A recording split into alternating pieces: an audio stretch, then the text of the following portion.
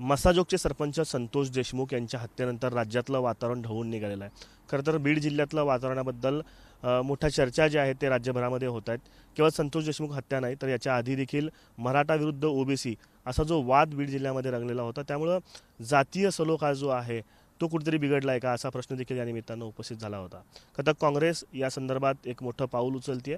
आज सद्भावना यात्रा जी आहे ती काँग्रेस काढणार आहे. काँग्रेसचे प्रदेशाध्यक्ष हर्षवर्धन सपकाळ सर आपल्यासोबत आहेत. सर, खरं तर काँग्रेसला असं का वाटलं की आपण सद्भावना रॅली काढली पाहिजे आणि ती देखील बीडमधनं? काँग्रेस पक्ष हा सत्तेचं राजकारण जरी करत असला तरी काँग्रेस पक्षाला एक वारसा आहे. तो संघर्षाचा वारसा आहे, रचनात्मक कार्यक्रमाचा वारसा आहे आणि संविधान निर्मितीमध्ये एक महत्त्वपूर्ण भूमिका ही काँग्रेस पक्षाची राहिलेली आहे. जे संविधान निर्माण करण्याची जी प्रक्रिया होती त्या एकंदरीत जे संविधान निर्माण करणारे जे सदस्य होते त्या मंडळामध्ये 300 पैकी 325 हे काँग्रेसचे होते आणि या सर्व मंडळींनी एकत्र येऊन जे स्वप्न बघितलं, जी चर्चा झाली, त्यातून डॉक्टर बाबासाहेब आंबेडकरांनी त्या संविधानाला ड्राफ्ट केलं. तात्पर्य की संविधानाला अभिप्रेत भारत निर्माण व्हावा हे काँग्रेसचा हाही एक अजेंडा आहे. आणि तत्पूर्वी महात्मा गांधींनी जी संघर्षाची भूमिका घेतली त्या संघर्षाच्या भूमिकेमध्ये केवळ सत्तेचं हस्तांतरण नव्हे तर व्यवस्था परिवर्तनाचंही स्वप्न त्यावेळेस बघितलं गेलं होतं. नंतर ज्यांना फाउंडर ऑफ द नेशन म्हणतो पंडित जवाहरलाल नेहरू यांनी लोकशाही असली पाहिजे आणि लोकशाहीत सगळ्या मतांचा आदर असला पाहिजे म्हणून त्यांच्या इलेक्टोरल पहिल्या मंत्रिमंडळामध्ये 6 बगर काँग्रेसींना घेतलं होतं की विविधता विचारांची असली पाहिजे आणि विरोधक हा लोकशाहीमध्ये अनिवार्य आहे. आता या सर्व प्रक्रियेला आपण 75 वर्ष पुढे गेल्यानंतर जेव्हा बघतो तेव्हा यामध्ये पुलाखालून बरंचसं पाणी दुर्दैवाने गेल्याचं आपल्याला आढळून येतं आणि हे आढळून येत असतानाच एक सामाजिक उत्तरदायित्वाची भूमिका ही राजकीय पक्षांची पण आहे आणि ती राजकीय पक्षांची सामाजिक उत्तरदायित्वाची भूमिका ही फोडा थोडा राज्य करा या प्रवृत्तीच्या विरोधात ती असली पाहिजे. त्यामुळे इंग्रजांनी फोडा थोडा राज्य करायचं धोरण त्याची अंमलबजावणी केली. तत्कालीन भाजप ज्या फॉर्ममध्ये होती त्यांनी त्या इंग्रजांचेच ते सहकारी तत्कालीन होते आणि आज दुर्दैवाने त्यांचा तोच प्रयत्न हा सत्तेच्या माध्यमातून कुठेतरी चालत असल्याचं दिसून येतं. तर दुसरीकडे समाजामध्ये दुही निर्माण झाली, हा अजेंडा चालवला गेला आणि यामध्ये जात पात धर्म पंथ या सर्व ज्या गोष्टी आहेत या पक्षीय राजकारणापेक्षा या मोठ्या होऊन गेल्यात. जेव्हा पहिले समाज हा एक संघ होता, आता या एक संघ समाजाचे वेगवेगळे दुर्दैवाने तुकडे पाहायला आपल्याला मिळतात.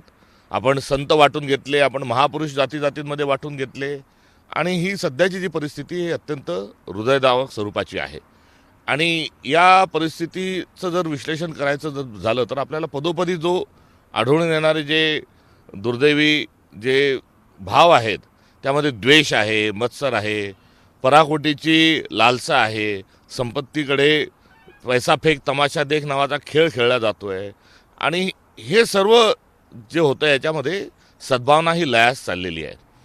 सद्भावना जर असली तरच पुढे हा देश टिकेल. या देशाचा तानाबाना, गंगा जमिनी तहजीब या सर्व ज्या आपण गोष्टी बोलतो या सर्व गोष्टी बिना सद्भावना या निर्माण होऊ शकत नाही आणि सद्भावना नसेल तर भय राहणार आहे आणि सद्भावना असेल तर या देशातला नागरिक हा घाबरणार नाही, बेबाक स्वरूपामध्ये राहील आणि सद्भावना असेल तरच लोकशाही टिकेल. भय असेल तर लोकशाहीसुद्धा लयास जाईल. त्यामुळे कोणत्याही निवडणुका नाहीत आणि मतांचा जोगवा मागण्याचाही प्रश्न नाही, निवडणुकांना अजून खूप वेळ आहे. मात्र आता जी भूमिका काँग्रेसची आहे, जो समाज काँग्रेस बघू इच्छितो, जो समाज संविधान बघू इच्छितो आणि जो आपल्या संतांचा वाडवडिलांचा आपली जी परंपरा आहे ती अध्यात्मातली परंपरा असेल, ती समाज सुधारकांची परंपरा असेल, आपल्या लोकशाहीची जी परंपरा असेल, या सर्वांना अभिप्रेत असणारा भारत निर्माण करण्याच्या अनुषंगानं ही सद्भावना यात्रा आपण बीड या ठिकाणून मस्साजोगमध्ये 2 दिवसाची ही आपण काढत आहोत. प्रश्न पुन्हा तोच होतो, बीड का? कारण महाराष्ट्रात कुठेही सुरू करता आलं असतं पण बीडची निवड का केली गेली? दुर्दैवाने आज सर्वाधिक दुही किंवा हॉटस्पॉट हा बीड झालेला आहे. त्यामुळे बीड जरूर हॉटस्पॉट असेल मात्र महाराष्ट्रात अनेक जिल्ह्यांमध्ये कमी अधिक प्रमाणामध्ये असं चित्र आता निर्माण होऊ पाहत आहे आणि या द्वेषातून मत्सरातून जो पॉलिटिकल भ्रष्टाचार आहे त्यातून एक हत्या पण इथे झालेली आहे. जातीमध्ये दुभांगलेला समाजही दुर्दैवाने या ठिकाणी आपल्याला अधिक प्रमाणामध्ये बघायला मिळतोय. ही संतांची पण भूमी आहे, ही कर्तृत्ववान लोकांची पण भूमी आहे, पण दुर्दैवाने याची एक ओळख ही वेगळ्याने निर्माण कुठेतरी झालेली आहे. या ओळखेला नाईलाज आहे आणि हे चित्रही बदललं पाहिजे. त्यामुळे जिथे सगळ्यात जास्ती तणाव आहे त्या ठिकाणी आपण गेलं पाहिजे. जिथे सद्भावना तुलनेने कमी अधिक असेल त्यापेक्षा थेटपणे बीडमध्ये गेलं पाहिजे, की जिथे गेल्या 3 महिन्यापासून सातत्याने जी चर्चा आहे ती पहिले आका होते, मग आता खोक्या आला, आता पुढे कोण काय येईल माहीत नाही. मात्र पहिले लोकसेवक, लोकनेता, सहकार महर्षी असे असे असे शब्द समाजात आपल्याला ऐकायला मिळायचे. आता जे शब्द ऐकायला मिळतात तेही दुर्भाग्यपूर्ण आहे. बीड हे या गोष्टीचं एक प्रतीक म्हणून जे कॉईन झालेलं आहे त्याच्याशी मी व्यक्तिगत बीडमध्येच आहे, इतर महाराष्ट्र सगळा अलबेल आहे अशातलाही परिस्थिती नाही. मात्र ज्या ठिकाणी तणाव आहे आणि जिथे या विकृत राजकारणाचा आणि व्यवस्थेचा बळी गेलेला आहे त्यांना श्रद्धांजली अर्पण करूनच ही पदयात्रा, ही सद्भावना निर्माण होऊ शकते, ही आमची त्यामागची भावना आहे. 2 दिवसाची यात्रा असणार आहे, जवळपास 51 किलोमीटर आपण चालणार आहात. कशा पद्धतीने ही यात्रा असणार आहे, किती वाजता तुम्ही सुरू करताय आणि संपूर्ण 2 दिवसाची यात्रा कशी असणार आहे? जंगलामधला जो भाग आहे तिथे पदयात्रा ही नसून मात्र 2 दिवस आम्ही संपूर्ण दिवस चालत आहोत. आज सकाळी आता मस्साजोग या ठिकाणी आम्ही निघत आहोत आणि तिथून निघून उद्या बीडमध्ये आम्ही त्याचा समारोप करत आहोत. तर गावागावांमध्ये या सद्भावनेचा संदेश देणे, ज्या घोषणा राहतील, जे गीत राहतील, जे प्रेरणागीत राहतील ते याच अनुषंगाचे असतील आणि एक सकारात्मकता आम्ही घेऊन चाललेलो आहोत. आणि सकारात्मक घेऊन जात असताना खऱ्याला खरं आणि खोट्याला खोटं हे म्हणणं लाजमी आहे, हे पण म्हणणं अत्यंत आवश्यक आहे. तो संदेश पण आम्ही देणार आहोत.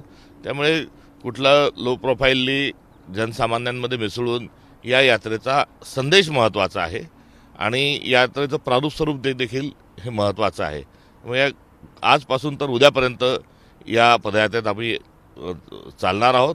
माझं सर्व स्वयंसेवी संघटना, सर्व सामाजिक कार्यकर्ते यांनाही माझं आव्हान आहे की त्यांनी या पदयात्रेत सामील व्हावं. शरीराने होता येत नसेल तर संदेशात्मक सामील व्हावं आणि येणाऱ्या काळामध्ये आपल्याला आता जातीपातीच्या धर्माच्या पलीकडे जाऊन सद्भावनेचं बोललं पाहिजे, सहिष्णुतेचं बोललं पाहिजे आणि भारत जोडोची भूमिका घेऊन आपल्याला पुढे चाललं पाहिजे. हा स्पष्ट संदेश या पदयात्रेतून आमची देण्याची इच्छा आहे. राज्यातून काँग्रेसचे काही पदाधिकारी येणार आहेत का? कोण नेते सहभागी होतील तुमच्याशिवाय अजून यामध्ये हा पक्षीय आमचा कार्यक्रम आहे. अधिवेशनही सुरू आहे आणि ह्या महिला दिनाच्या निमित्ताने आम्ही या ठिकाणी सुरू करण्याचं एक वेगळ्याने औचित्य होतं. त्यामुळे नेते मंडळी येतील, त्यांचा सहभागी राहील. मात्र हा पक्षीय कार्यक्रम असल्यामुळे सर्व नेत्यांच्या सदिच्छा, शुभेच्छा आणि सहभाग या कार्यक्रमात राहणार आहे. पदयात्रा ही सद्भावना पदयात्रा बीडमध्ये सुरू झाली आणि संपली असं नाही, तर ही पदयात्रा जी आहे, ही जी मोहीम आमची आहे किंवा हे आमचं कर्तव्य आहे, हे आम्ही येणाऱ्या काळातही आम्ही हे पुढे घेऊन जाणार आहोत.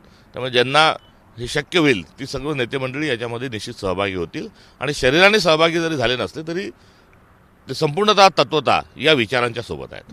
असं खरं ही बीडमधनं सुरुवात होती, ही पहिली सद्भावना यात्रा असणार आहे का? आणि राज्यभरात अशा पदयात्रा, परभणीमध्ये जे काही घडलं, अजून राज्यभरात तुम्ही देखील म्हणाला की अलबेल नाही आहे सगळीकडं, तर तिथे देखील अशा पद्धतीने सद्भावना यात्रा होतील निश्चित. कारण हा काही आम्ही याला इव्हेंट म्हणून बघत नाही आणि पॉलिटिकल हा काही ऑपरेशन नाही. त्यामुळे एक चळवळ आहे ज्याची आज महाराष्ट्राला गरज आहे, देशाला गरज आहे. भारत जोडो यात्राही महाराष्ट्रामधून गेलेली आहे, तर तोच भाव आमचा यामागे आहे. त्यामुळे जिथे अशा तणावाच्या गोष्टी आहेत, जिथे दुही आढळून येईल त्या ठिकाणी आम्ही ही सद्भावनेचा संदेश जरूर महाराष्ट्रभर घेऊन जाणार आहोत. सर, अशा पद्धतीची यात्रेची काँग्रेसला परंपरा मानतात, कारण भारत जोडो यात्रा याच्या आधी झालेली आहे. ज्यावेळेस भारत जोडो निघाली त्यावेळेस विरोधकांकडनं टीका झाली. अर्थात त्यावेळेस निवडणुका नव्हत्या पण तरी देखील टीका झाली. आताही तुम्ही म्हणताय निवडणुका नाहीत पण तुम्ही रॅली काढताय, पण यावेळेस टीका होण्याची शक्यता विरोधकांकडनं. जो हा दुही निर्माण करण्याचा जो विचार घेऊन लोक जे पुढे जातील ते एक्सपोज होण्याची भीती त्यांना वाटणार आहे. काही राजकीय पक्षही स्वतःची पोळी शेकून घेण्याकरता वेगळ्या पद्धतीनं समाजामध्ये फूट पाडत आहेत आणि असा जो वर्ग आहे, आता सद्भावनाचा संदेश घेऊन गेल्यानंतर कोणाच्यात पोटसूळ उठण्याचं काही कारण नाही. कारण सद्भावना आपण जेव्हा म्हणतो तेव्हा हा सगळ्यांचा कॉमन अजेंडा असला पाहिजे. मात्र इथं जे भय निर्माण करणारा जो वर्ग आहे त्या वर्गाकडून स्वतः एक्सपोज होऊ या भीतीपोटी यावर टीका करण्याची शक्यता नाकारता येत नाही. कुठलाही जेव्हा सलोख्याचा प्रश्न येतो तर समाजाची जबाबदारी तरी असतेच, पण नैतिक जबाबदारी एक सरकार म्हणून असते. सरकारचं काम आहे कायदा आणि सुव्यवस्था आणि सलोख्याचे प्रश्न मार्गी लावण्याचे. सरकार म्हणून कुठं चुकलं गेलं असं तुम्हाला काही वाटतं का? आणि सरकारची काय भूमिका इथं कमी पडली सगळ्या बीड जिल्ह्यात असेल किंवा राज्यभरामध्ये असेल? नैतिकता हा राज्यकर्त्यांचा एक अनमोल स्वरूपाचा त्यांच्यासाठी एक तत्त्वज्ञान असलं पाहिजे किंवा ते एक व्रत आणि कर्तव्य असलं पाहिजे.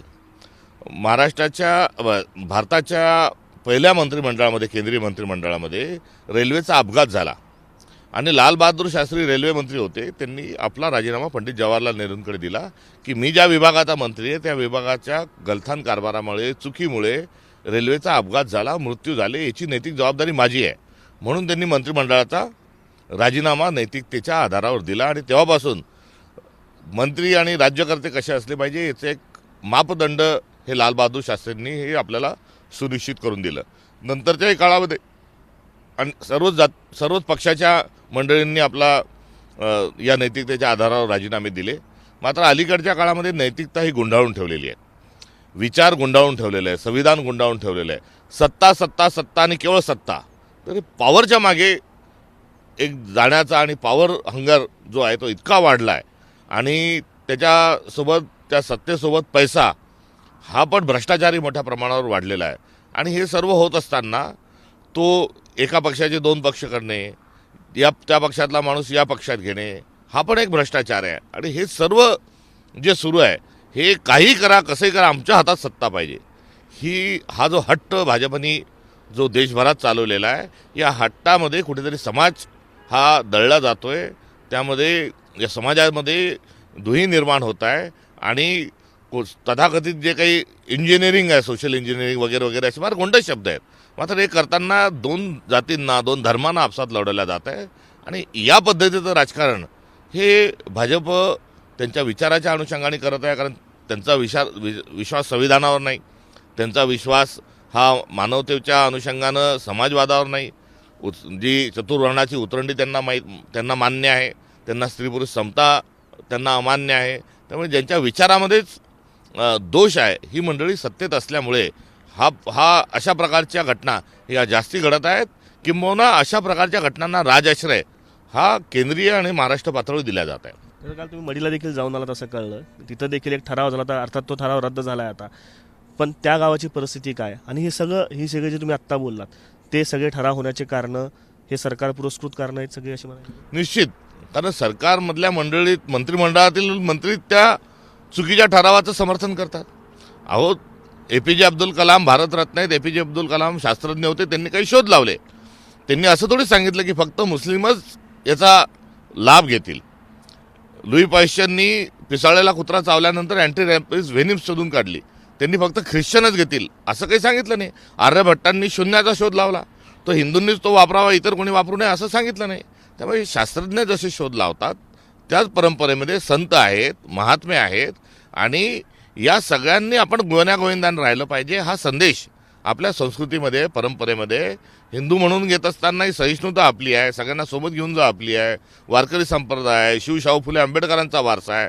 आता हे सगळं आपला ठेवा असताना आज म्हणतील की एका विशिष्ट धर्माच्या मंडळींनी त्या ठिकाणी येऊ नये, उद्या म्हणतील की फक्त एकाच जातीच्या माणसांनी येऊ नये किंवा काही जातींनी येऊ नये, परवा म्हणतील एकाच जातीच्या लोकांनी यात्रा भरवावी, मग म्हणतील त्या जातीतल्या फक्त त्याच पोट जातीच्या लोकांनी दुकानं लावावी, नंतर म्हणतील महिलांनी येऊ नये. म्हणजे हा जो फ्लो आहे हा वरतून जरी धर्माच्या नावावर सुरू झाला असला तरी हा खेळ हा खूप पुढे जाऊ शकतो दुर्दैवाने. आणि हमसब एक आहेचा जो आपला मूलभूत जो मंत्र आपल्या भारताचा आहे हा मंत्र त्याची विसर पाडून एकमेकांची डोके फोडण्याकरता हे सरकार लोकांना प्रवृत्त करत आहे, हा माझा थेट आरोप आहे. आता शेवटचा प्रश्न. खरं तर कुठलाही प्रदेशाध्यक्ष म्हणले की त्याच्या मागं लवाजमा असतो, मोठ्या हॉटेलमध्ये ते थांबत असतात. तुम्ही एका प्रकल्पावर थांबलात, आनंदवन नावाचा प्रकल्प आहे, याच्यामध्ये लोकांसाठी इथं काम केलं जातं. काय वाटलं की सद्भावनाची सुरुवात खरं तर ही इथून आहे असं वाटतं की इथून केलं गेलं पाहिजे? इथं थांबण्याचं कारण ते प्रकल्पाची माहिती घेतली असेल, तिथं काय करण्याचा उद्देश होता इथं थांबण्याचा? माझ्या पाठीशी खूप मोठा लावाजमा आहे. तो इतिहासाचा आहे, संस्कारांचा आहे, विचारांचा आहे. त्यामुळे एक मोठी 125 वर्षाची काँग्रेसची परंपरा माझ्या पाठीशी आणि त्याचा पाईक होण्याचा प्रयत्न हा माझा असणार आहे. त्यामुळे आयडियॉलॉजिकली हिस्टॉरिकली लिगसी जी आहे त्यांनी आम्ही खूप स्ट्रॉंग आहोत. राहिला प्रश्न आनंदग्राम या ठिकाणी थांबण्याचा, तर अनेक वर्षांपासून या संस्थेचं मला आकर्षण होतं.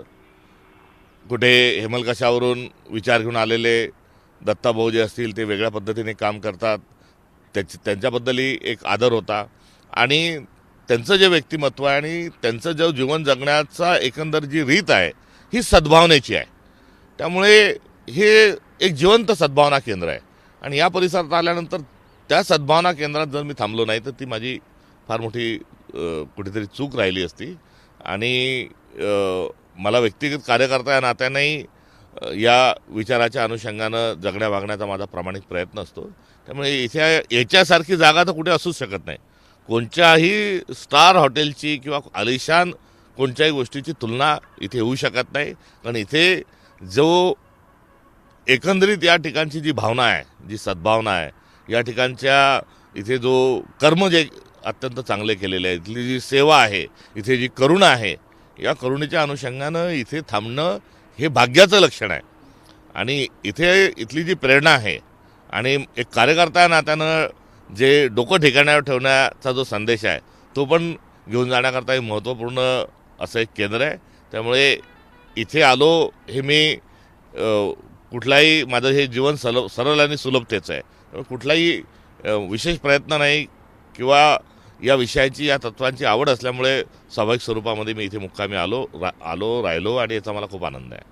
नक्कीच हे होते प्रदेशाध्यक्ष हर्षवर्धन सपकाळ सर. खरं तर बीड जिल्ह्यातलं हे आनंदवन केंद्र आहे ज्या ठिकाणी ते मुक्कामी थांबलेले आहेत आणि इथून मस्साजोगला जाणार आहेत जिथून ही सद्भावना यात्रा सुरू होते. खरं तर हे आनंदवन जे ठिकाण आहे ते सद्भावनाचं केंद्र आहे असं त्यांचं म्हणणं आहे आणि त्यामुळं या ठिकाणी ते थांबलेले आहे जिथं कुठलेही जास्त कार्यकर्ते नाहीत, मात्र सर्वसामान्य विद्यार्थी जे HIV बाधित लोकांसाठी काम करत होतं या विद्यार्थ्यांसोबत त्यांनी संवाद साधलेला आहे. त्या विद्यार्थ्यांची माहिती घेतली, प्रकल्पाची माहिती घेतली आणि सद्भावनाची सुरुवात इथून आम्ही करतोय आणि राज्यभरामध्ये ही सद्भावना यात्रा जी आहे ती घेऊन जाणार असल्याची माहिती देखील त्यांनी निमित्त दिली आहे. आणि सद्भावना यात्रा काढण्याचा मागचा जो उद्देश आहे, जो हेतू आहे आणि त्याची सुरुवात बीडमधनं का करण्यात आली या संदर्भात देखील त्यांनी सविस्तर ABP माझाशी बातचीत केली आहे. कॅमेरा पर्सन युक्तांगीसह आफताब शेख, ABP माझा, बीड. ABP माझा, उघडा डोळे बघा नीट.